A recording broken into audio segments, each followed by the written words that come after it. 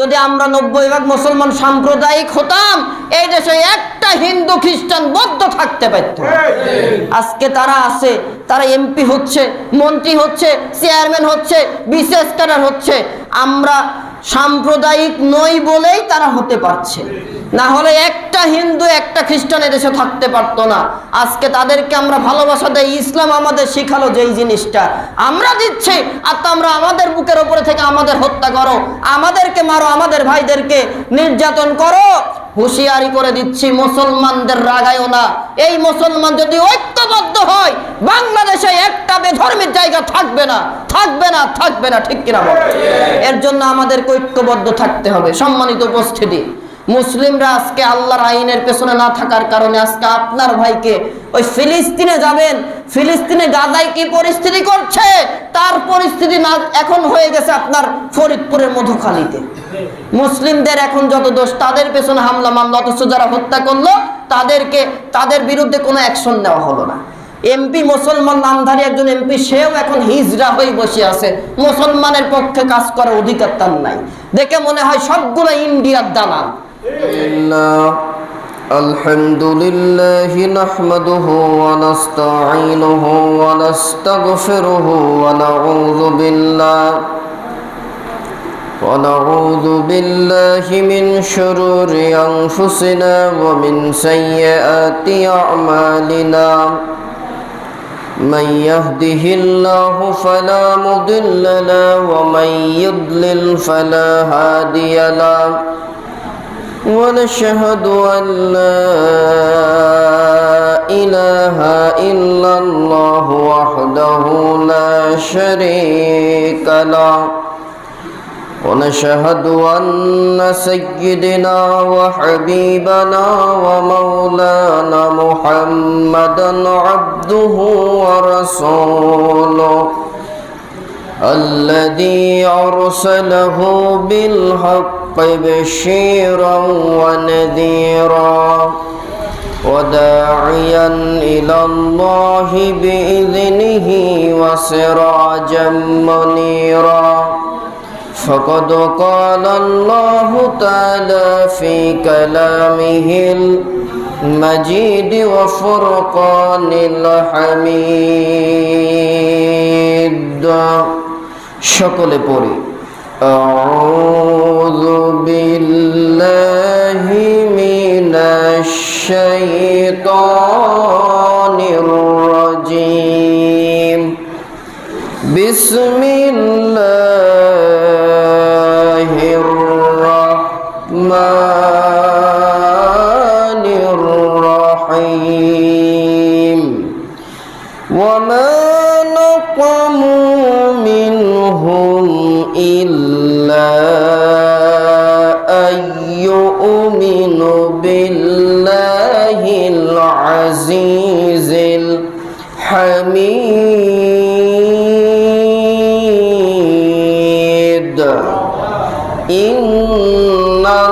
ইন্নাল্লাহা ওয়া মালাইকাতাহু ইউসাল্লুনা আলান নবী ইয়া আইয়ুহাল্লাযীনা আমানু সাল্লু আলাইহি ওয়া সাল্লিমু তাসলিমা. আল্লাহুম্মা সাল্লি আলা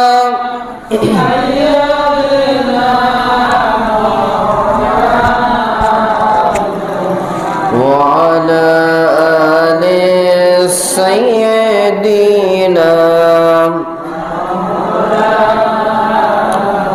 যেই নবীজির শুভাগমনে, যেই নবীজির শুভাগমনে সারা জাহান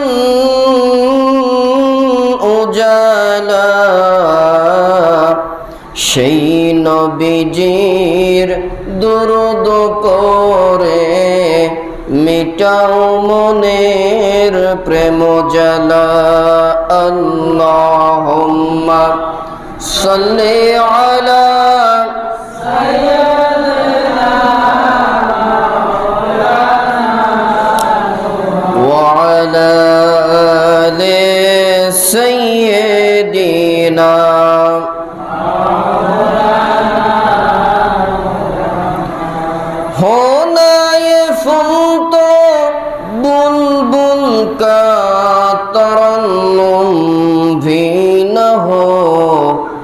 जन्म दहर में कलियों का तबस्सुम भी न हो बलगल उला बिकमालिही कशफत दुजा बिजमालिही हसनत जमीअ खसालिही सल्लु अलैहि। আলহামদুলিল্লাহ। জুমার নামাজে আগত সুপ্রিয় মুসল্লিয়ান ইকরাম, বাড়িতে বসে থাকা মা ও বোনেরা, আসসালামু আলাইকুম ওয়া রাহমাতুল্লাহি ওয়া বারাকাতুহু। শুকরিয়া আদায় করছি মহান তাবারক ওয়া তাআলার দরবারে, যিনি আমাদেরকে জুমার সালাত আদায়ের লক্ষ্যে মসজিদে উপস্থিত করলেন। পাশাপাশি অল্প সময়ে গুরুত্বপূর্ণ নসিহতমূলক কথা বলার ও শোনার যেই মাবুদ আমাকে আপনাকে তৌফিক দিলেন, তার গোলাম হিসাবে তার দেওয়া জবান দিয়ে শুকরিয়া আদায় করে পড়ছি আলহামদুলিল্লাহ। দুরূদ ও সালাম বর্ষিত হোক বিশ্ব মানবতার মুক্তির দিশারি, মক্কার মতি, মদিনার জ্যোতি, দুকুলের সাথী, বিশ্বসভার সভাপতি নবী মুহাম্মদুর রাসূলুল্লাহ সাল্লাল্লাহু আলাইহি ওয়াসাল্লামের উপরে রূহের প্রশান্তি কামনা করছি। যারা ঈমান নিয়ে চলে গেলেন কবরে, আমাদের মধ্য থেকে যে মানুষগুলো ঈমান নিয়ে অন্ধকার কবরে চলে গিয়েছেন, আল্লাহ তাআলা যেন তাদের কবরকে জান্নাতের বাগান বানিয়ে দেন। যারা ইসলামকে প্রতিষ্ঠার জন্য, ইসলামী সমাজ বিনির্মাণের জন্য যারা অর্থ দিলেন, জীবন দিলেন, আল্লাহ তাআলা যেন তাদের রক্তের বিনিময়ে এই বাংলাদেশের জমিনে ইসলামী সমাজ বিনির্মাণ করে দেন, বলেন আমিন। সম্মানিত উপস্থিতি, আমি খুতবাতে তেলাওয়াত করেছি 30 নম্বর পারা সূরা বুরুজের 8 নম্বর আয়াতে কারিমা। ইনশাআল্লাহ এর থেকে কিছু প্রেক্ষাপটের আলোকে আজকে কিছু কথা বলবো। যদিও আজকে আলোচ্য বিষয় ছিল নবীর মেরাজের যে 14 দফা আল্লাহ দিয়েছেন, তার চতুর্থ দফা নিয়ে আলোচনা করার কথা, কিন্তু গত সপ্তাহে অনেক ঘটনা ঘটে গেছে যেটা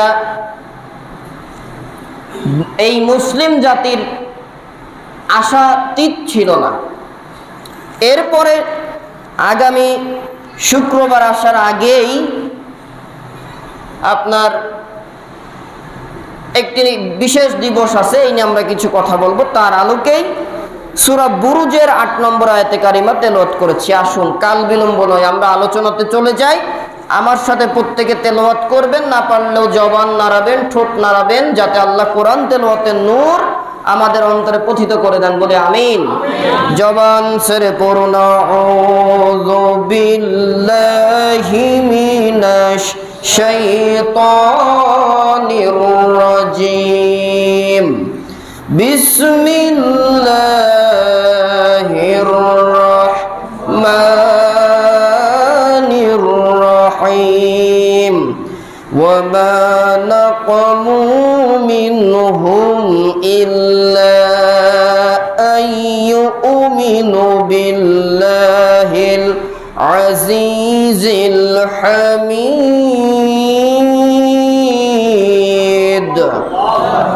আল্লাহ রাব্বুল আলামিন বলছেন, তারা ওই ইমানদারদের কাছে থেকে এছাড়া কোনো কারণেই প্রতিশোধ গ্রহণ করেনি।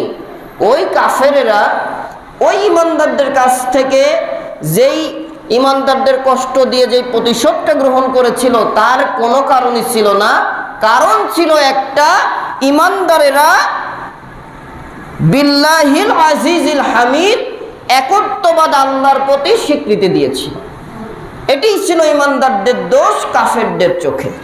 এই কারণে রাসূলুল্লাহ, আল্লাহর নবী, বিশ্ব নবীকে আল্লাহ তাআলা দুনিয়াতে পাঠাবেন, তার 70 বছর আগের একটা ঘটনা সূরা বুরুজে আল্লাহ তাআলা আমাদেরকে জানিয়ে দিয়েছেন। সুবহানাল্লাহ। এই আসুন সূরা বুরুজের যেহেতু কথা, আমরা কিছু কথা বলি। বুরুজ 30 নম্বর পারায় অবস্থিত একটি পূর্ণাঙ্গ সূরা।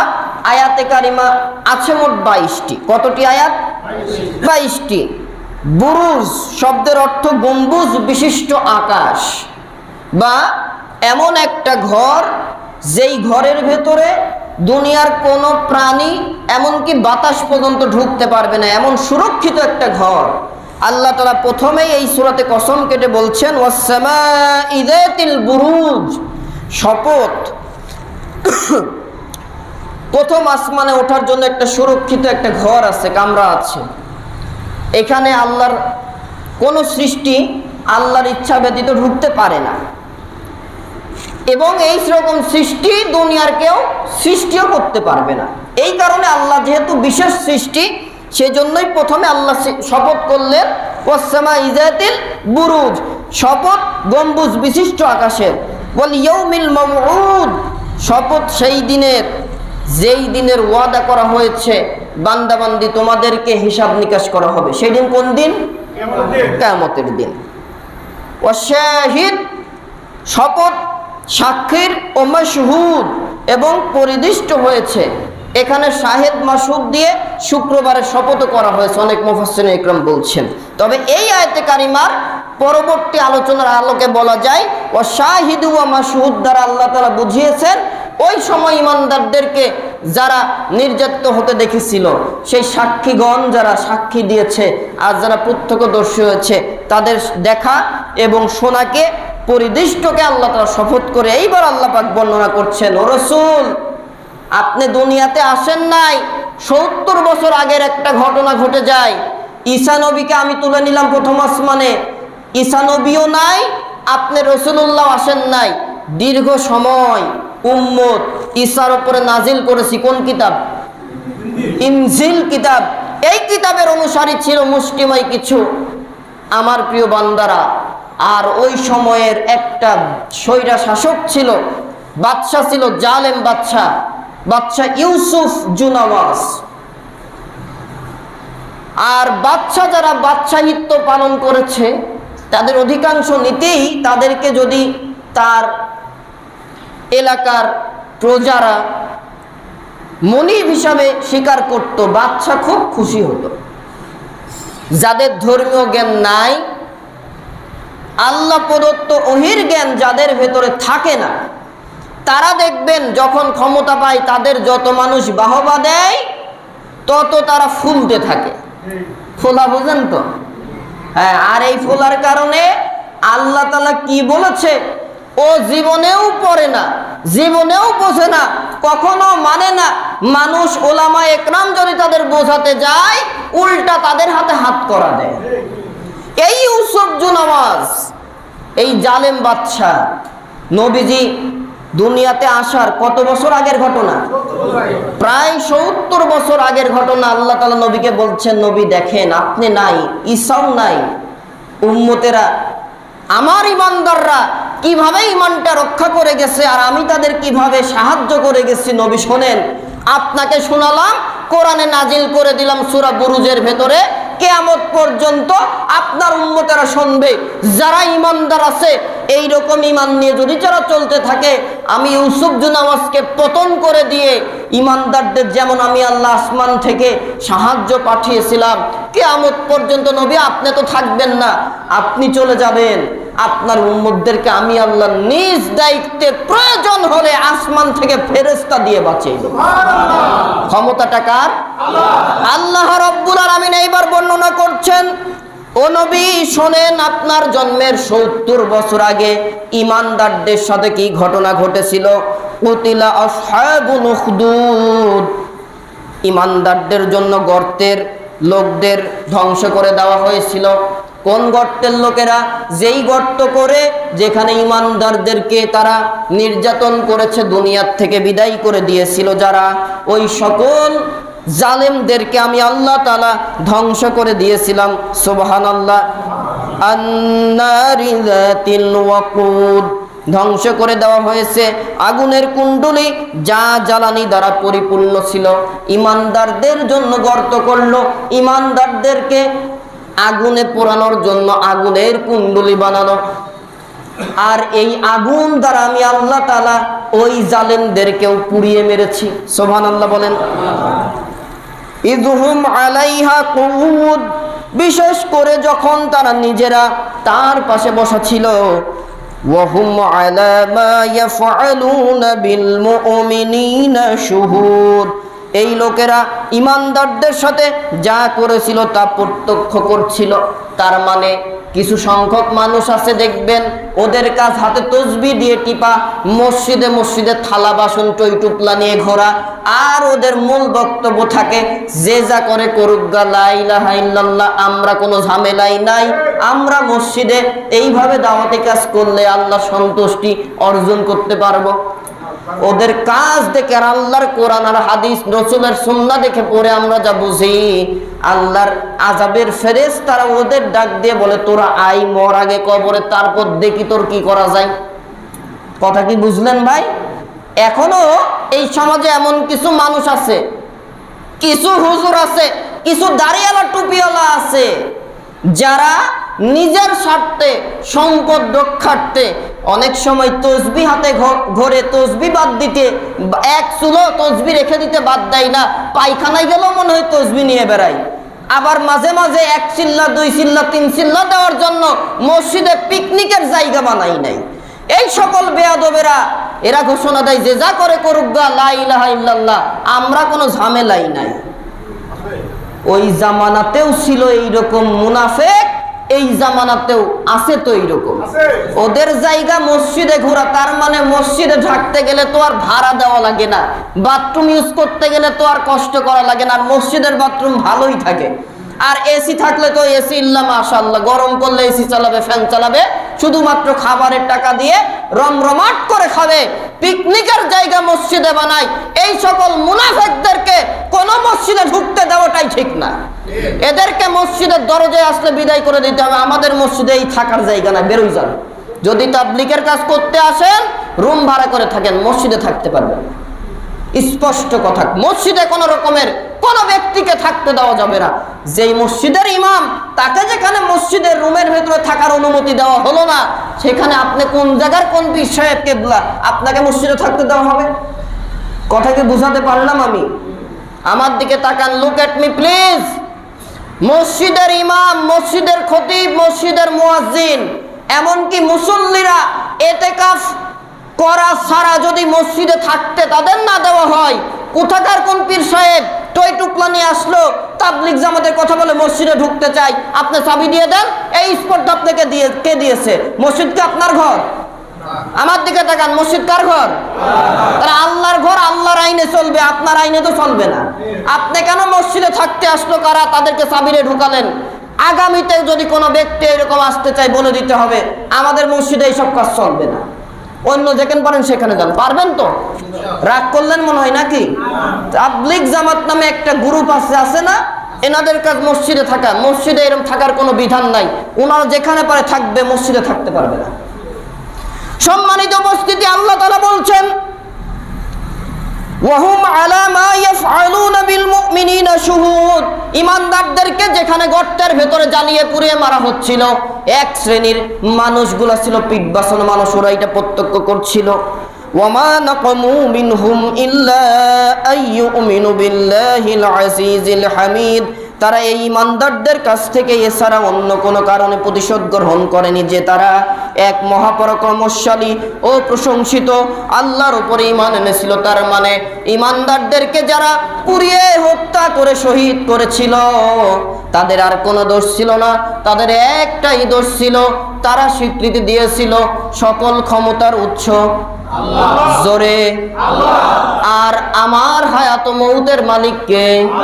আল্লাহ যদি ইচ্ছা করে আমার মৃত্যুতে তিনি সন্তুষ্ট, মেরে ফেলবেন, নিয়ে যাবেন। আর আল্লাহ যদি ইচ্ছা না করেন, তামাম পৃথিবীর কাফের মুশরিকরা ঐক্যবদ্ধ হয়েও আমাদের কেউ মারতে পারবে না। এটাই ইমানদারদের বিশ্বাস। এইবার আসেন কি ঘটনা ঘটেছিল, তাফসির ইবনে কাসিরের ভেতরে ঘটনাটা বর্ণনা করা হয়েছে ভালোভাবে।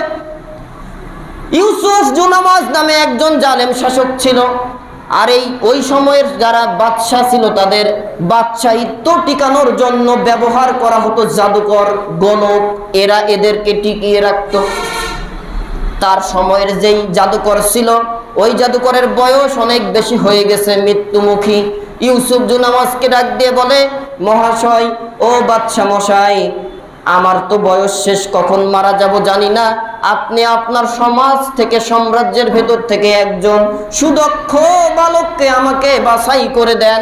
আমি তাকে আমার যত জাদুবিদ্যা আছে সব তাকে শিখিয়ে দেব, যাতে আমার পরে আপনার এই কাজ সে করতে পারে। কার কথা এটা? জাদুকরের কথা। ঠিক একই রকম ভাবে খোঁজাখুঁজির পরে একটা বাচ্চা পাওয়া গেল। সেই বাচ্চাকে নেওয়া হলো, প্রতিদিন তোমার টাইম ফিক্সড করে দেওয়া হলো, এই টাইমের ভেতরে তুমি এইখানে যাবা, জাদুকরের কাছ থেকে শিক্ষা নিবা, আবার এই টাইমের ভেতরে তুমি বাড়িতে চলে আসবা। ওই বাচ্চার পরিবার চালানোর যা খরচ বাচ্চা বহন করলো, আর বাচ্চার প্রতি তদারকি করা বাচ্চা নিজ দায়িত্বে করা শুরু করলো। কয়েকদিন যাওয়ার পরে ওই বাচ্চার জাদুকরের কাছে জাদুবিদ্যা শিক্ষা করার জন্য যাচ্ছে। যাওয়ার মুহূর্তে পথের ভেতরে কিছু জায়গা যাওয়ার পরে দেখে একজন আল্লাহর জ্ঞানের, ওহির জ্ঞানের, মানে ঈসাকে যে কিতাব দেওয়া হয়েছিল, ইনজিল কিতাব, এই কিতাবের একজন আলেম চমৎকার আকারে শিক্ষা দিচ্ছে। তার মনে খুব দাগ কাটলো শিক্ষা নেওয়ার জন্য।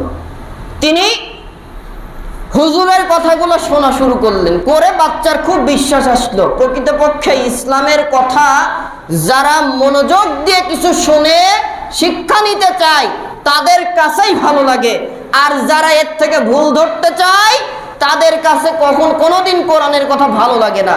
আর যারা ইমানদার তাদের কাছে আল্লাহর কথা, রসুলের কথা যত বলবেন আগ্রহ সহকারে শুনবে। ওয়াইযা তুলিয়াত আলাইহিম আয়াতুহু যাদাতহুম ঈমানা। ইমানদার তো তারাই যাদের সামনে আল্লাহর কথা বলা হয় তাদের ঈমান আরো বাইরে যায়। সুবহানাল্লাহ। তাহলে আমি আপনি কতটা ইমানদার বোঝা যাবে কোরআনের আলোচনায়, কোরআন তেলাওয়াতে। আর কোরআনের আলোচনা করলে ইমানদার যারা হবে, কোরআনের আলোচনা থেকে যা শুনবে আর শিখবে আগ্রহ সহকারে শিখে নিতে হবে, আমলে বাস্তবায়ন করতে হবে। বাচ্চাটা আল্লাহর ওহির জ্ঞান শুনে খুব মজা, উনি এবার শিক্ষা শুরু করলেন। আলেম বলেন, দেখো বাবা, তুমি তো এইভাবে যেতে পারবা না, কষ্ট হবে। এই ইলম, আল্লাহর ওহির জ্ঞান, এটা যদি ধারণ করতে হয় তোমার উপরে কিন্তু বাতিলেরা উঠে পড়ে বসবে। অতএব খুব সাবধান, তুমি যে আমার কাছ থেকে জ্ঞান শিক্ষা অর্জন করছো, এই ওহির জ্ঞান শিখছো, এটা কাউকে বলো না, আর তুমি যে এটা জানো এটাও কাউকে বলো না।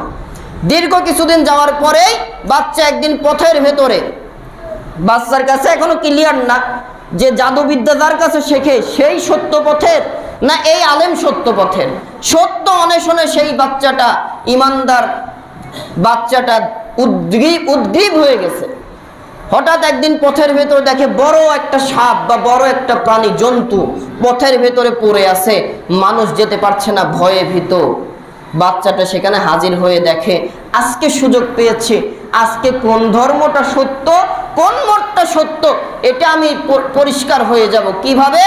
যদি আলেমের কথা সত্য হয় আর আলেমের পথটাই সত্য হয়, এটা যদি ওহির জ্ঞান হয়, অদৃশ্য আল্লাহ তাআলার জ্ঞান হয়ে থাকে, আমি তার শিক্ষিত বাণী দিয়ে এই জন্তুকে আঘাত করব।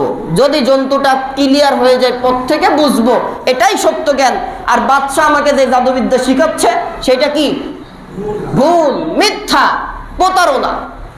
তিনি ইবনে কাসির বলছে বাচ্চাটা নিচ থেকে একটা ছোট্ট ঢিলা বা ছোট্ট একটা ঢেল, আমরা তো ঢেল বলি বা ঢিলা বলি, মাটির অংশ, এইটা নিয়ে বলল বিইসমি রব্বিল গোলাম।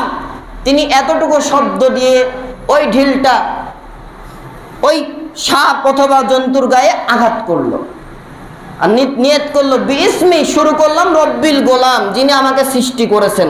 সৃষ্টি কে করেছে বাচ্চার কাছে কিন্তু এখনো ক্লিয়ার না, এটা হওয়ার জন্যই বললো বিইসমি রব্বিল গোলাম, আমি নিক্ষেপ করলাম আমাকে যেই রব লালন পালন করেন। সুবহানাল্লাহ বলেন। দেখেন ইমানদারেরা, ইমানদারদের কথার ভাষাই থাকে আলাদা। বাচ্চাটা পাথর নিক্ষেপ করলো, আর মনে মনে তার চিন্তা, যদি আজকে আলেমের শিক্ষা দ্বারা আমি এই জন্তুটাকে পথ থেকে ক্লিয়ার করতে পারি, বুঝবো এটাই আমার সত্য ধর্ম। ঠিক তাই হলো। পাথর পড়ার সাথে সাথে সাপটা মারা গেল অথবা জন্তুটা সরে গেল। দুই রকম ব্যাখ্যা আছে, কেউ বলছে সাপ, কেউ বলছে বড় একটা জন্তু, ভয়ঙ্কর জন্তু। বাচ্চা বিসমি রব্বিল গোলাম বলে পাথরটা নিক্ষেপ করলো, ওই জন্তুটা মারা গেল, পথ ক্লিয়ার হয়ে গেল। আর এলাকার মানুষ যাদের জ্ঞান নাই, সাধারণ মানুষ, তারা তো খুব খুশি বাচ্চাকে মাথায় করে রাখে। এরপরে অন্ধ তাকে কবিরাজ ভাবা শুরু করেছে। অন্ধ একজন ব্যক্তি এসে বলে, বাবা আমি তো অনেক জন্মান্ধ, দেখতে পারি না। বাচ্চাটা এইভাবে হাত দিল আর বলল, বিসমি রব্বিল গোলাম, আল্লাহ তাআলা তুমি তোমার বান্দাকে সারাই দাও। সাথে সাথে ওই বান্দা সুস্থ হয়ে গেল, চোখে দেখতে পাইল। সুবহানাল্লাহ। এইবার তার কাছে অনেক অন্ধ রোগীরা আসা শুরু করলো। বাচ্চাটা যাকেই সুস্থ করে, চোখে দেখানোর জন্য অন্ধের অন্ধত্ব ভালো করতে যায়, বলে দেয়, দেখো আমি কিন্তু ভালো মন্দ করার মালিক না, মালিক একজন আছে, তিনি কে? অতএব তুমি যদি ওই আল্লাহর পরে বিশ্বাস রাখো, ওই আল্লাহই তোমাকে শেফা দান করবে। হয়তো আমার হাত দ্বারা বা আমার দোয়া দ্বারা তুমি শেফা পেতে পারো। কথা কি বুঝতে পারলেন? নবীও নাই, দাওয়াত দেওয়ার কোনো ব্যক্তি নাই, সাধারণ একজন ইমানদার যুবক, ছোট্ট কিশোর বাচ্চা, ইমান কতটা স্পষ্ট, তারা কোনোদিন শিরক করে নাই। আর আজকে আমরা ইমানদার, দাড়িওয়ালা টুপিওয়ালা পীরের কাছে যে ধর্ণা দেই, আমাদের ইমান তো 0%-ও নিচে। যদি ইমান থাকতো কোনোদিন কোনো পীরের কাছে ইমানদার যাইতো না। আরে ভাই, পীর ওই দিন নিজেই তো থাকবে বিপদে, আপনাকে কি বাঁচাবে? পীররা বলবে, বাবা তুমি কে? আমি তো চিনি না, আজকে আমি নিজেই আনাফসিতে আছি, তুমি তোমার পথ দেখো, আমি আমার পথ দেখি। আর আপনি বিশ্বাস করে পীরের কাছে গেলেন। এমনও মুসলমান বলে, পীর সাহেব আমার কবরের মুনকার নাকিরের সওয়ালে জবাব দিয়ে দেবে। আরো জোরে। সেদিন ইউটিউব ফেসবুকে দেখি একটা রিলস ভিডিওতে আসছে, তিনি বলছেন যে আমার পীর অনুমতি না দিলে মুনকার নাকির কবরেই ঢুকবে না। এদের কাছে হিন্দু খ্রিস্টান বৌদ্ধ না যায়, যা না যায়, এই দাড়িওয়ালা টুপিওয়ালা নামাজি অনেক মানুষ তাদের কাছে ঢোকে। তারা কিসের নামাজি? নামাজের দাম আছে তাদের? তারা কি বলেন তো? মুশরিক। তারা কি? আল্লাহকে বাদ দিয়ে যারা প্রতিমার পূজা করে, যারা মানুষ হয়ে মানুষকে ক্ষমতার অধিকারী মনে করেন আল্লাহর রুবুবিয়াত, যেটা একমাত্র আল্লাহরই ক্ষমতা, এই ক্ষমতার সাথে যারা তুলনা দেয়, তারা প্রত্যেকেই মুশরিক। তারা কি? তাদের সাথে কোনো ইমানদারদের কোনো প্রকারের সম্পর্ক থাকতে পারে না। সম্মানিত উপস্থিতি, বাচ্চার কাছে যত রোগী আসে, অন্ধ ব্যক্তি আসে, বাচ্চা বলে দেয়, দেখো আমি তোমাদের ভালো করার অধিকার আমার নাই, ভালো করতে পারে একজন, তিনি কে? যে তোমাকে সৃষ্টি করেছে। অতএব তুমি তার প্রতি যদি ঈমান আনো, তাহলে তোমার রোগ ভালো হয়ে যাবে। সুবহানাল্লাহ। দাওয়াতি কাজের মাধ্যম দেখেন, লোকরা ভালো হয়, ঈমান গ্রহণ করে ঈসার উম্মত হয়ে যায়। সুবহানাল্লাহ বলেন। এই ঘটনাটা চলে গেছে বাই দা ওয়ে, চলে গেছে আপনার বাদশা ইউসুফ জুনাওয়াসের কাছে। আপনার ছাত্র তো জাদুকর হয়ে গেছে। ইউসুফ জুনাওয়াজ ডাক দেয়, বলে, বাবা তুমি কি জাদুকর হয়েছো? তুমি মানুষের রোগ থেকে শেফা দিচ্ছ। এই সেই বাচ্চা ছেলে ঈমান গ্রহণ করছে, দেখেন ঈমানের তেজস্বিতা কত। বলে, না না বাচ্চা, আমার কোনো ক্ষমতা নাই, ক্ষমতা আমাকে যিনি সৃষ্টি করেছেন, আপনাকে যিনি সৃষ্টি করেছেন, সেই রব্বে কারীম আমাকে দিয়ে যা করায় তাই হয়, এর বাইরে আমি পারি না। ইউসুফ জুনাওয়াজ বলে, বাচ্চা সৃষ্টি করেছে মানে আমিই তো তিনি, আমি না? বলে, না না আপনি কেন হবেন, আপনি বাচ্চা ইউসুফকেও যে সৃষ্টি করেছেন, তিনি কে? অতএব এমন একজন ব্যক্তি আল্লাহ, সেই এমন একজন স্রষ্টা যিনি আল্লাহ আপনাকে সৃষ্টি করেছেন, আমাকে সৃষ্টি করেছেন, তিনি এই রোগ থেকে শেফা দান করে। ইউসুফ জুনাওয়াজ কথা শোনা মাত্রই মাথা বিগড়াই গেছে। কি? আমার রাজ্যে থাকে, আমাকে রব মানে না, আমার থেকেও রব আছে? হ্যাঁ আছে। বাচ্চাটা বলে ফেলেছে, তুমি এটা কার কাছ থেকে শিখেছো, কার কাছ থেকে শুনেছো? বাচ্চাটা অনেক জেরা করার এক পর্যায়ে বলে ফেললো, অমুক একজন কিতাবী আলেমের কাছ থেকে। আলেমকে ধরে আনা হোক। ধরে আনার পরে তিনি বললেন, তোমাকে এইটা কেন শিক্ষা দিলে? কয় না, আমি একত্ববাদ আল্লাহ তাআলাকেই স্বীকৃতি দেয়। পড়ে নিল। উনি ওনার বাচ্চার সামনে পড়লেন, লা ইলাহা ইল্লাল্লাহু ঈসা রুহুল্লাহ। এইটা ঘোষণা দেওয়ার পরে বাচ্চা, ওই বাচ্চার সামনে তার ওস্তাদকে, আলেমকে করাত দিয়ে 2 টুকরা করে দুনিয়ার থেকে শহীদ করে দিল।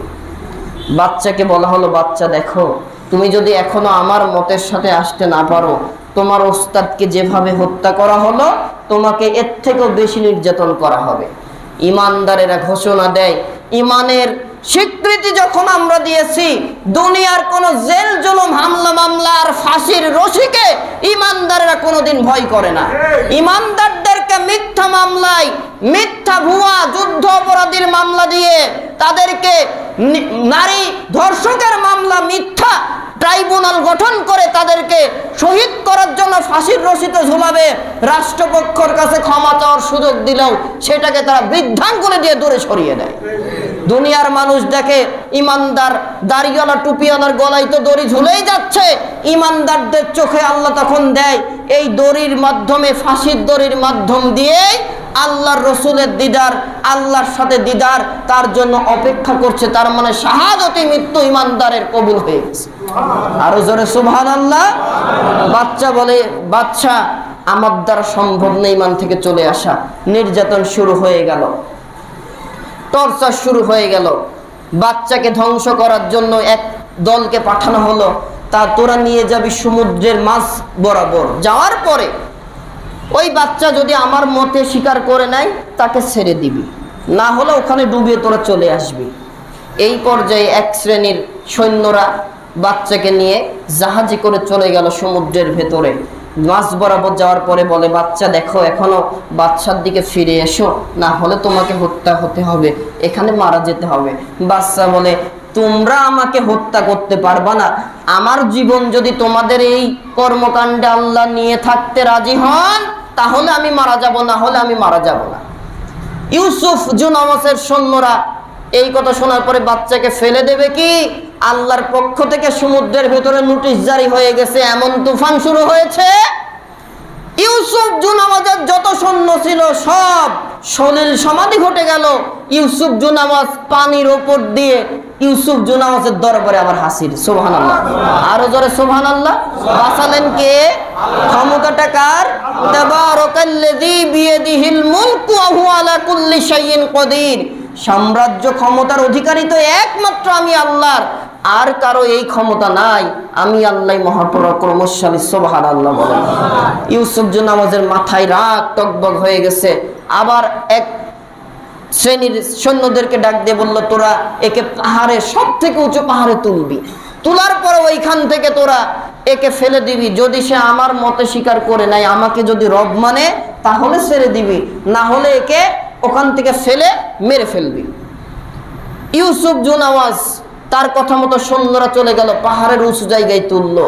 তুলে সৈন্যরা বলে, তুমি কি ইউসুফ জুনামাজ বাদশাকে মনিব বলে কি স্বীকার করো? কয় না, মালিক তো আমার একজন, তিনি কে? লা ইলাহা ইল্লাল্লাহ। এই কথা বলতে দেরি ওই ব্যক্তিরা ইউসুফকে ধরে ফেলবে কি? পাহাড়ের উপরে আল্লাহর নোটিশ জারি হয়ে গেছে। আল্লাহর সাহায্য কিভাবে দেখেন চলে আসে ইমানদারদের জন্য। পাহাড় নড়াচড়া হতে হতে যত ইউসুফ জুনামাজের সৈন্যরা ছিল প্রত্যেককে পাহাড় নিজে গ্রাস করে ফেললো। আর পাহাড়ের উপর দিয়ে সুন্দরভাবে ইউসুফের দরবারে আল্লাহ তাআলা বাচ্চা, তার নাম ছিল আব্দুল্লাহ ইবনে তামের, এই ছেলেকে বাদশার দরবারে হাজির করে দিয়েছে। সুবহানাল্লাহ। বাদশার তো মেজাজ খারাপ। বাদশাকে এবার ওই আব্দুল্লাহ ইবনে তামের বলে, আপনি কি আমাকে মারতেই চান? বলে, হ্যাঁ, তোমাকে না মারা পর্যন্ত আমার শরীরের রাগ ঠান্ডা হচ্ছে না।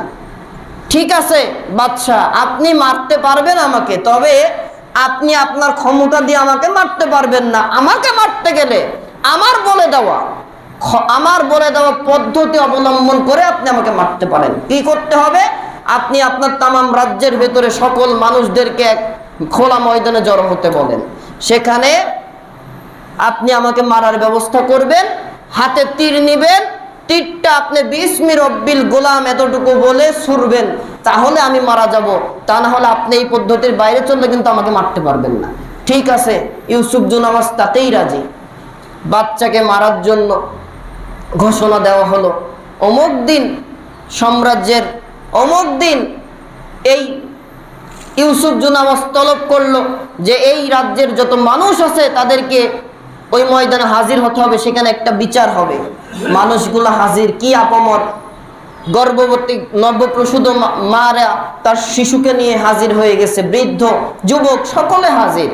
গোল করে দাঁড়িয়ে আছে, মাঝখানে ইউসুফ জুনামাজ লোক দিয়ে গর্ত খনন করেছে। এই যে কুতিলা আসহাবুল উখদুদ, গর্ত খনন করেছে, পাশে বড় আগুনের একটা আপনার হচ্ছে কি বলে ওটাকে, কুণ্ডুলি, আগুনের কুণ্ডুলি জ্বালানো হয়েছে, যেটা কাছে কেউ যেতে পারে না। এইবার ইউসুফ জুনামাজ তাকে হত্যা করবে, শহীদ করবে। ইউসুফ জুনামাজ জাতির উদ্দেশ্যে বলে, ও সাম্রাজ্যের মানুষেরা, আজকে আমি আব্দুল্লাহ ইবনে তামের ইউসুফ জুনামাজের কাছে হত্যা হতে হচ্ছে একটাই কারণ, কোনো কারণ না, কারণ একটাই, ওমা নাকমু মিনহুম ইল্লা আইয়ুমিনু বিল্লাহিল আজিজিল হামিদ। আমি আব্দুল্লাহ ইবনে তামের একত্ববাদ আল্লাহর স্বীকৃতি দিয়েছি। ইউসুফ জুনামাজ মালিক নয়, ইউসুফ জুনামাজ তোমাদের জীবনদাতা নয়, ইউসুফ জুনামাজ তোমাদের বাঁচাই না, খাওয়াই না, পড়াই না, করেন কে এই কাজ? একত্ববাদ আল্লাহর প্রতি ঈমান আনার কারণে আমি আব্দুল্লাহ ইবনে তামেরকে আজকে হত্যা হতে হচ্ছে। ও জাতির লোকেরা, তোমাদের দাওয়াত দিয়ে যায়, সেই একত্ববাদ আল্লাহর দিকে তোমরা ফিরে এসো। কথা বলতে দেরি, ইউসুফ জুনামাজকে বলে বাচ্চা ডেকে, জি রাজা, আপনি এবার আপনার কাজ করতে পারেন। তীরটা যখন ছুড়বেন, বিসমি রব্বিল গোলাম বলে ছুড়বেন। ইউসুফ জুনামাজ তাই বলল। তীরটা এসে বাচ্চার কানের কাছে এসে লাগলো, বাচ্চাটা এভাবে কানে হাত দিল, জমিনে পড়ে শহীদ হয়ে গেল। 4 খলিফার দুনিয়াতে সম্ভবত ওমর রাদিয়াল্লাহু তাআলা আনহুর ক্ষমতা চলাকালীন যে এলাকাতে বাচ্চাটাকে দাফন করা হয়, ওই এলাকাতে এই বাচ্চার লাশ মাটি খনন করতে গিয়ে লাশটা পাওয়া যায়। এখনো দেখা যায় লাশটা এইভাবে কানে হাত দিয়েই পড়ে আছে। সাহাবা ইকরাম যখন হাতটা সরায়, দেখে গল গল করে রক্ত প্রবাহিত হয়। আবার যখন হাতটা ছেড়ে দেয়, আস্তে করে এসে ওই জায়গায় হাতটা এইভাবে চলে যায়। সুবহানাল্লাহ। তার মানে মারা গেছে প্রায় 100-150 বছর আগে, তারপরও আল্লাহ লাশটাকে কোন শরীরকে মাটি দিয়ে খাওয়াই নাই, শুধু ওইভাবেই রেখে দিয়েছেন। রক্ত মনে হচ্ছে এখন কেবল কেটে গেলে যেমন রক্ত বেরোয় সেভাবে পড়ছে। এর কারণটা কি? আল্লাহ কোরআনে বলেছে, ওয়ালা তাকুলু লিমান ইয়াকতালু ফি সাবিলিল্লাহি আমওয়াত বাল আহইয়াউ ওয়ালাকিন লা তাশউরুন। যারা আল্লাহর রাস্তায় জীবন দেয়, আল্লাহর আইনের পেছনে থেকে আল্লাহকে রব বলে স্বীকৃতি দিয়ে যারা আল্লাহর জমিনে আল্লাহর আইন আর সৎলোকের শাসন প্রতিষ্ঠায় কাজ করে যায়, হত্যা হতে হয়, শহীদ হতে হয়, তাদেরকে মৃত বলো না, তারা মরে না, তারা জীবিত। আমি আল্লাহ তাদেরকে কিয়ামত পর্যন্ত জীবিত রেখে দেব। আর একটু জোরে কোরআনে আরেক জায়গায় বলেন, বাল আহইয়াউ ইনদা রাব্বিহিম ইউরযাকুন। আমি আল্লাহ আমার শহীদ বান্দা বান্দীদেরকে কবরের রিজিক পাঠাতে থাকি, খাবার পাঠাতে থাকি। সুবহানাল্লাহ। এটা কে করেন? আল্লাহ। এইবার আসেন, আব্দুল্লাহ ইবনে তামের দুনিয়া থেকে বিদায়। জাতির লোকেরা যারা বিবেকবোধ সম্পন্ন মানুষ, আব্দুল্লাহ ইবনে তামের শাহাদতের পরে তারা ঘোষণা দিয়ে দিল, লা ইলাহা ইল্লাল্লাহু ঈসা রাসূলুল্লাহ। এখন একটা ছিল ইউসুফ জুনামাজের বিরোধী পক্ষ, সে ছিল কে? আব্দুল্লাহ ইবনে তামের। বাদশা মনে করলো তাকে হত্যা করে আমার প্রতিপক্ষ শেষ। এখন দেখে কলা গাছ একটা কেটে কলা বাগান ধ্বংস করতে যায়, একটা গাছ কাটার বিপক্ষে 11টা জন্মাই গেছে। এক আব্দুল্লাহ ইবনে তামের শাহাদতের বিনিময়ে আল্লাহ তাআলা ওই জাতির 3 ভাগের 2.5 ভাগকে ঈমানদার করে দিয়েছেন। সম্মানিত উপস্থিতি, এবার বাদশার তো মেজাজ আরো খারাপ, বিগড়াই গেছে। সে বলল, আগুনের কুণ্ডলি কর। কুতিলা আসহাবুল উখদুদ, আগুনের গর্ত করা হলো, আগুনে কুণ্ডলি করে বলা হলো, এই জাতির লোকেরা, তোরা যদি আমি ইউসুফ জুনামাজকে মনিব বলে স্বীকার না করিস, রব বলে স্বীকার না করিস, তোদেরকে এখানে পুড়িয়ে হত্যা করে দেওয়া হবে। মানুষ বলল, আব্দুল্লাহ ইবনে তামের ছোট্ট বালক যেই পথে গেছে ঈমান ছাড়ে নাই, আমরাও আজ তোর স্বীকৃতি দেব না, আমরা সেই মনিবেরই স্বীকৃতি দেব যিনি আমাকে সৃষ্টি করেছেন। সুবহানাল্লাহ। আব্দুল্লাহ ইবনে তামের মতো ওই জাতির লোকদেরকে ইউসুফ জুনামাজ আগুনের ভেতরে ফেলা শুরু করলো। তাফসিরের ভেতরে বর্ণনা হচ্ছে, ইবনে কাসিরের ভেতরে বর্ণনা, তাফসিরের ভেতরে মুফাসসির লিখেছেন, ওই সময় একজন গর্ভবতী নবপ্রসূত একজন মা, ছোট্ট 3 মাস বা 6 মাস বয়সী সন্তানকে নিয়ে উপস্থিত। ওই মাও ঈমানের স্বীকৃতি দিয়ে দিয়েছে। সুবহানাল্লাহ বলেন। ওই মা ঈমানদার, তাই ও আগুনের ভেতরে ঝাঁপ দিবে, বারবার বাধা দিতে যাচ্ছে, মনের বিবেকের কাছে বাধা দেয়, কি ব্যাপার, আমি মারা গেলে সমস্যা নাই, কিন্তু আমার কোলে আমার নবজাতক, আমার শিশু বাচ্চাটা আছে, ওকে আমি কিভাবে মারবো? এক পা সামনে আগাই, দুই পা পেছনে চলে আসে। মুফাসসির তাফসীরের ভেতরে লেখেন, আল্লাহ তাআলা বাচ্চার জবান খুলে দিয়েছে। বাচ্চা বলে, ওগো মা, তুমি কোনো চিন্তা করো না, দুনিয়াতে তোমার সাথে আমার বেশি সময় কাটা না হলেও এই আগুন ইউসুফ জুনাওয়াজের তৈরি করা যেই জ্বালানো আগুন, এই আগুনের ভেতরে আল্লাহ তাআলা তোমার আমার জন্য জান্নাতের একটা মিলনের ব্যবস্থা করে রেখেছে। সুবহানাল্লাহ। ও মা, যেই ঈমানের ঘোষণা তুমি দিয়েছো, যেই মনিবের প্রতি তুমি ঈমান এনেছো, এক চুল দেরি করো না। ঈমান বাঁচাতে গেলে ওই কাফেরের সাথে কোনো বন্ধুত্ব না, কাফেরের সাথে কোনো প্রকারে তোমার আতাত করার দরকার নাই। তুমি ওই আগুনের ভেতরে ঝাঁপ দিয়ে দাও, আমিও যাই, তুমিও যাও, আল্লাহ তাআলার জান্নাতের ভেতরে তুমি আর আমাকে আল্লাহ মিলন করিয়ে দেবেন। সুবহানাল্লাহ বলেন। তাফসীরের ভেতরে বর্ণনা মুফাসসির বলেন, আল্লাহ তাআলার প্রতি ঈমান আনার কারণে মা তখন নিশ্চিন্ত মনে বাচ্চাকে নিয়ে আগুনের কুণ্ডলীর ভিতরে চলে গেল। ঈমানদারদেরকে যখন শহীদ করে ফেলা হলো, এইবার আগুনের তেজ আরো বেড়ে গেছে। আল্লাহর পক্ষ থেকে আগুনের উপর অর্ডার হয়ে গেছে। আগুন বলে, রে ইউসুফ জুনাওয়াজ, যেই আগুনের ভেতরে ফেলে আল্লাহর গোলামদেরকে তুই শহীদ করলি, প্রত্যেকেই জান্নাতি। এখন এই আগুন, আমি তো তোর সৃষ্টি নই, আমি আমার রবের সৃষ্টি, আমি আমার রব আল্লাহর হুকুম মানি। এই আগুন তেজস্বী হয়ে আরো প্রজ্বলিত হয়ে ইউসুফ জুনাওয়াজ সহ ওই জায়গায় যারা ছিল, যারা প্রত্যক্ষদর্শী ছিল, যাদের বিষয়ে আল্লাহ তাআলা বললেন ইযহুম আলাইহা কুউদ, যারা ওইখানে বসে বসে দেখছিল, ইমানদারদেরকে বাঁচাই নাই, তাদের পক্ষে আসে নাই, ওই ব্যক্তিদেরকে সহ আর কাফেরদেরকে সহ সকলকে ওই আগুনের ভেতরে জ্বালিয়ে ইউসুফ জুনাওয়াজ ও তার মতের মানুষদেরকে জাহান্নামে দিয়ে দিল। সুবহানাল্লাহ বলেন। তাহলে ওই সময়ের ইমানদারদেরকে যারা ধ্বংস করলো, একটাই দোষ ছিল, সেটা কি? ওমা নাকামু মিনহুম ইল্লা আইয়ুমিনু বিল্লাহিল আজিজিল হামিদ। তাদের একটাই দোষ ছিল, একত্ববাদ আল্লাহর প্রতি তারা ঈমান এনেছিল। এই জন্য ইউসুফ জুনাওয়াজ তাদের হত্যা করেছে। ওগো নবীজি, আপনি দুনিয়ার থেকে চলে যাবেন, কিয়ামত পর্যন্ত আপনার যত উম্মতেরা থাকবে, ঈমানের পথে থাকতে গেলে তাদের উপরে নানানভাবে নানান সময়ে ইসলাম, নানানভাবে নানান সময়ে আমি আল্লাহর পরিপন্থী যারা দুনিয়াতে আমি আল্লাহর আইন মানে না, নিজের মন গড়া মতবাদে চলে, তারা ইসলামপন্থীদেরকে কখনোই সঠিক সুস্থভাবে থাকতে দেবে না। তাদের উপরে হামলা করবে, মামলা করবে, ফসলের জমিতে আঘাত দিবে, তাদেরকে দুনিয়ার থেকে বিদায়ের জন্য মিথ্যা হামলা দিবে, জেলখানায় দিবে, মিথ্যা মামলা দিয়ে ফাঁসির কাস্টে ঝুলিয়ে মারবে। তারপরেও যদি ইমানদারেরা বাতিলের সাথে আঘাত না করে, বাতিলদেরকে বন্ধু না করে দুনিয়াতে সবরে জামিল করে টিকে থাকতে পারে, আমি আল্লাহ তাআলা তাদের জন্য জান্নাতের ভেতরে জান্নাতের অধিবাসী করব না, জান্নাতের মালিক আমি আল্লাহ ইমানদারদেরকে করে দিব।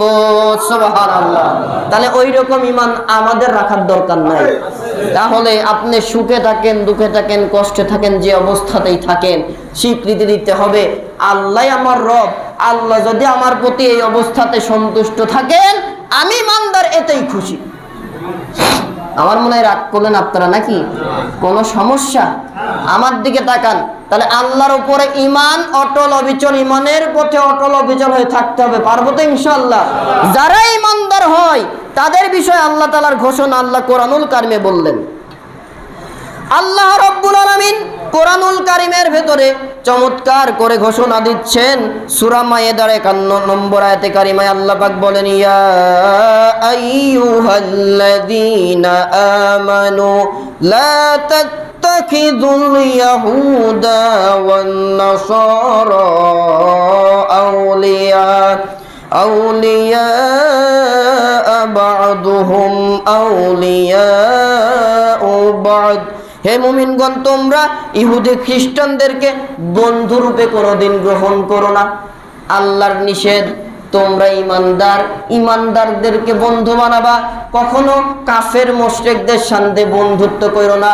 ওরা আর যাই হোক তোমাদের বন্ধু হবে না, ওদের চিন্তা থাকবে তোমাদের এবং তোমার বংশকে নিঃশেষ করে দেওয়া। আজকে সমাজে তাই হচ্ছে। আমি আগেও বলেছিলাম, লাভ জিহাদ নামে একটা বিষয় হুঁশিয়ারি করেছিলাম রমজানের আগে, বেশ কয়েক মাস আগে, মনে আছে আপনাদের? উগ্রবাদী হিন্দু সংগঠন ইসকন, এদের কাজই মানুষকে হত্যা করে ওদের দিন ধর্ম প্রচার করা। যদিও ধর্ম ইসলাম ছাড়া কোনো ধর্ম আল্লাহর কাছে গ্রহণযোগ্য নাই, আছে নাকি? ইসলাম ছাড়া কি অন্য কোনো ধর্ম আল্লাহ নেবে? যদি কোনো ইমানদার বলে ভাই ওরা তো হিন্দু ধর্মের রীতিনীতি মানলেই তো আল্লাহ ওদের স্বর্গে দেবে, খ্রিস্টানের রীতিনীতি মানলে তো আল্লাহ ওদেরকে জান্নাত দেবে, এই চিন্তা যদি কোনো মুসলমান করে, ওর কি ইমানদারের কথা হইল? কথা বললেন না, সবাই কথা বলতে পারেন না। আমি প্রত্যেককে দেখছি, আমি আপনাকে দেখছি, আপনি জবান ছাড়ছেন না। ভাইজান, আমার কথায় খুশি না বেজার আমি জানি না, ইন্নামাল আমালু বিন্নিয়াত, আপনার নিয়তটা কোন দিকে আছে এটা আপনি চিন্তা করেন। আপনি যদি আল্লাহর আইনের পক্ষে যদি মতটা দিতে না পারেন, আপনিও মুনাফিকের কাতারে চলে যাবেন। ইন্নাল মুনাফিকিনা ফিদ দারকিল আসফালি মিনান নার, যারা মুনাফিক তারা তো জাহান্নামে যাবেই, জাহান্নামের নিকৃষ্ট স্থানে তাদের জায়গা হবে। আজকে ইসলামের পক্ষে আপনার মত থাকে না। ফরিদপুরে ঘটে গেল গত 19 তারিখে 18 তারিখে, কে বা কারা মন্দিরে মূর্তি প্রতিমা ভাঙলো, এর জের ধরে হাফেজে কোরআন 2 জন সহোদর ভাই পাশের এক বিল্ডিং এর কাজ করছিল, তাদেরকে হত্যা করলো গণপিটুনি দিয়ে। এখানে পুলিশকে ডাইকেও পাওয়া যায় নাই, আর অন্য জায়গায় না ডাকতে আগে হাজির হয়। সম্মানিত উপস্থিতি, আজ প্রায় 1 সপ্তাহের উপরে ছলনার আটক দিয়ে তাদের দেখানো হচ্ছে, অথচ আজকে বাংলাদেশে যদি 90% মুসলমানের দেশে একটা হিন্দুর ঘর বাড়িতে আঘাত হতো, আমার মনে হয় জাতিসংঘ থেকে তলব হয়ে যেত বাংলাদেশে। তার মানে জাতিসংঘ থেকে শুরু করে তামাম দেশের পৃথিবীর যত কাফের মুশরিক আছে, ইহুদি নাসারারা আছে, প্রত্যেকে ফিলিস্তিন থেকে শুরু করে ইমানদার মুসলমানদেরকে ধ্বংস করে দেওয়ার জন্য, নিঃশেষ করে দেওয়ার জন্য ঐক্যবদ্ধভাবে লেগে গেছে। আজকে আমরা মুসলমানকে বাঁচানোর জন্য ঐক্যবদ্ধ থাকতে পারি না। 90% মুসলমানের দেশে সংখ্যা লঘু মানুষগুলা মিথ্যার জের ধরে কে বা কারা ভাঙলো, মুসলমানদেরকে গণপিটুনি দিয়ে হত্যা করলো, তার বিচার এখনো হলো না। আর মুসলমান এখনো সে সুখে আছে, এর প্রতিবাদের জন্য রাজপথে নামতে পারলো না।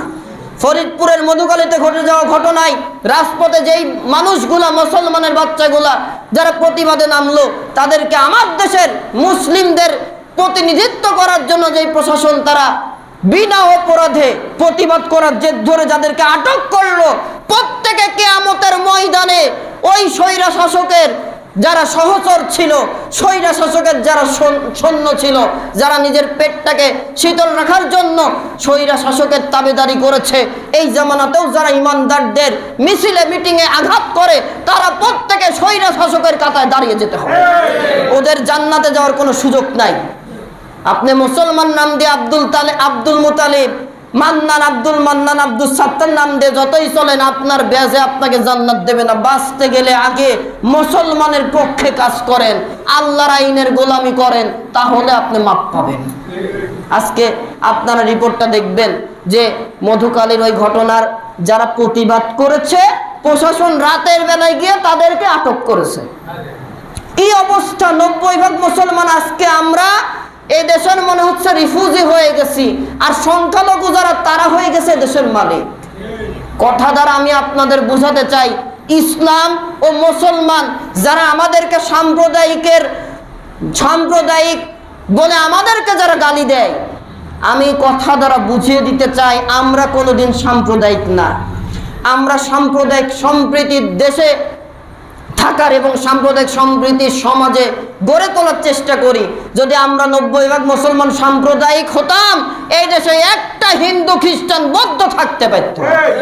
আজকে তারা আছে, তারা এমপি হচ্ছে, মন্ত্রী হচ্ছে, চেয়ারম্যান হচ্ছে, বিশেষ ক্যাডার হচ্ছে। আমরা সাম্প্রদায়িক নই বলেই তারা হতে পারছে, না হলে একটা হিন্দু একটা খ্রিস্টান এদেশে থাকতে পারতো না। আজকে তাদেরকে আমরা ভালোবাসা দেই, ইসলাম আমাদের শিখালো যেই জিনিসটা আমরা দিচ্ছি, আর তোমরা আমাদের বুকের উপরে থেকে আমাদের হত্যা করো, আমাদেরকে মারো, আমাদের ভাইদেরকে নির্যাতন করো। হুঁশিয়ারি করে দিচ্ছি, মুসলমানদের রাগায়ও না। এই মুসলমান যদি ঐক্যবদ্ধ হয়, বাংলাদেশে একটা বেধর্মীর জায়গা থাকবে না, থাকবে না, থাকবে না। ঠিক কিনা বল? এর জন্য আমাদেরকে ঐক্যবদ্ধ থাকতে হবে। সম্মানিত উপস্থিতি, মুসলিমরা আজকে আল্লাহর আইনের পেছনে না থাকার কারণে আজকে আপনার ভাইকে ওই ফিলিস্তিনে যাবেন, ফিলিস্তিনে গাজায় কি পরিস্থিতি করছে, তার পরিস্থিতি না এখন হয়ে গেছে আপনার ফরিদপুরের মধুখালীতে। মুসলিমদের এখন যত দোষ, তাদের পেছনে হামলা মামলা, অথচ যারা হত্যা করলো তাদের বিরুদ্ধে কোনো অ্যাকশন নেওয়া হলো না। এমপি মুসলমান নামধারী একজন এমপি, সেও এখন হিজড়া হয়ে বসে আছে, মুসলমানের পক্ষে কাজ করার অধিকার তার নাই। দেখে মনে হয় সবগুলো ইন্ডিয়ার দালাল। সম্মানিত উপস্থিতি, এই কথা দ্বারা আমি বোঝাতে চাই, বাংলাদেশ হোক, পৃথিবীর যে কোনো জায়গায় হোক, একটা মুসলমানের গায়ে হাত দিবে, মসজিদে হাত দিবে, ইসলামের কোন হুকুমতের উপর হাত দিবে, আপনি আমি মুসলিম হলে চুপ করে বসে থাকলে আপনার ঈমান থাকবে না। ঐক্যবদ্ধভাবে রাস্তায় নামতে হবে এর প্রতিবাদের জন্য। তা না হলে কি দেখছেন আল্লাহর আযাব?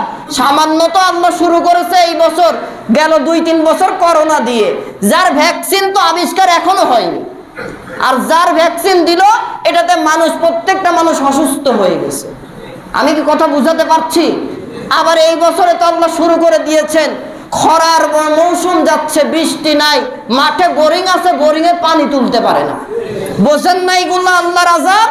যারা আল্লাহর বিরুদ্ধে আচরণ করছে তাদের পক্ষে এখনো দালালি ছেড়ে দেন, আল্লাহর কাছে ক্ষমা চান, সালাতুল ইস্তেখারার নামাজ আদায় করেন, আল্লাহর কাছে ক্ষমা চেয়ে কান্নাকাটি করেন, আর বলেন আল্লাহ যা ভুল করার করেছি আর করব না। তোমার আইনের বিরুদ্ধে যারা গেছে, আজকের ময়দান থেকে, আজকের কথার বলার পর থেকে, কথা শোনার পর থেকে আমরা ইমানদারদের পক্ষেই থাকবো, ইমান নেব, তওবা করলাম। তোমার পক্ষে যে আছে, আমি ইমানদার মুসলমান তার পক্ষে থাকবো, তোমার পক্ষে যে নাই, আমি পীর সাহেব হলেও তার পক্ষে থাকবো না। এই চিন্তা কি আপনারা করতে পারি তো ইনশাআল্লাহ? শুধু নিজে না, নিজে করবেন, তা'মুরুনা বিল মারুফ, ভালো কাজ নিজে করেন, ও তানহাউনা আনিল মুনকার, আপনার জাতিকে করতে বাধ্য করেন। সমাজে খারাপ কাজ হবে, শক্তি দ্বারা প্রতিরোধ করেন, তাহলে আপনি ইমানদার। আপনি প্রশাসনে চাকরি করেন, কি হয়েছে তাতে? আপনি ভুলে যান কেন?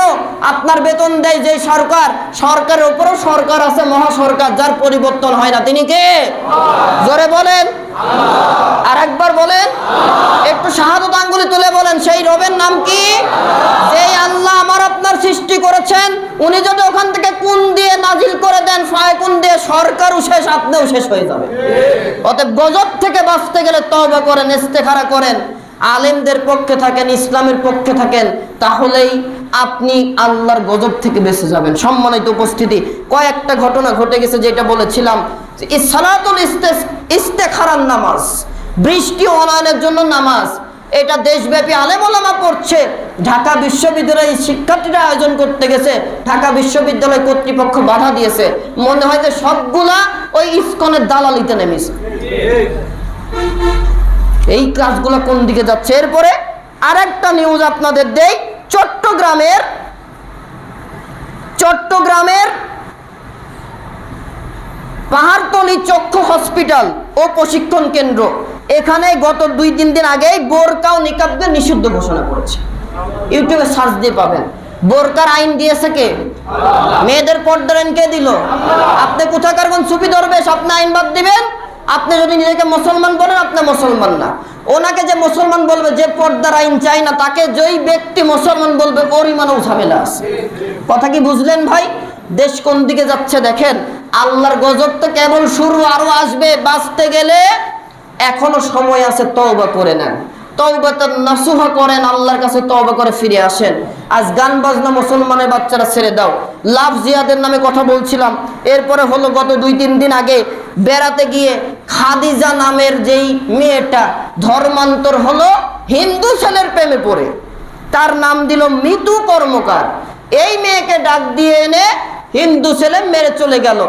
এটাকেই এখন সোশ্যাল মিডিয়াতে যাই বলুক না কেন, হতে পারে কিছু, তবে আমি কয়েক মাস আগে আমি আপনাদের একটা তথ্য দিলাম, এই হিন্দুদের উগ্রবাদী সংগঠন ইসকন, যাদের কথা মেরে কেটে হলেও হিন্দুত্ববাদী কায়েম করতে হবে, পৃথিবীতে হিন্দু ধর্মই থাকবে, আর কোনো ধর্ম থাকবে না, এটা যারা চায়, এই উগ্রবাদী সংগঠন, তারা এখন মিশন হাতে নিয়েছে ভারত ও বাংলাদেশ সহ এই ভারতীয় উপমহাদেশের ভেতরে হিন্দু যুবকেরা মুসলিম মেয়েদেরকে টার্গেট করে, তাদের সাথে ফ্রেন্ডশিপ করে, বন্ধু বান্ধবী পাতিয়ে তাদের সাথে যৌনাচার করা, শারীরিক মেলামেশা করে তাদের পেটে বাচ্চা দেওয়া।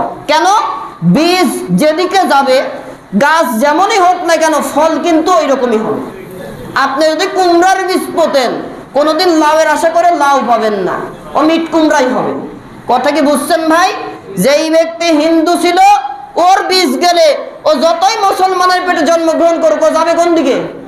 প্রত্যেক আসলের দিকে ঠেলে। আজকে সেই মিশন বাস্তবায়ন অলরেডি শুরু হয়ে গেছে।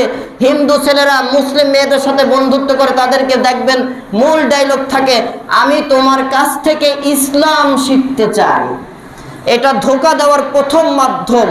অতএব এদের কাছ থেকে বিরত থাকতে গেলে মুসলিম যুব সমাজকে ঐক্যবদ্ধ থাকতে হবে।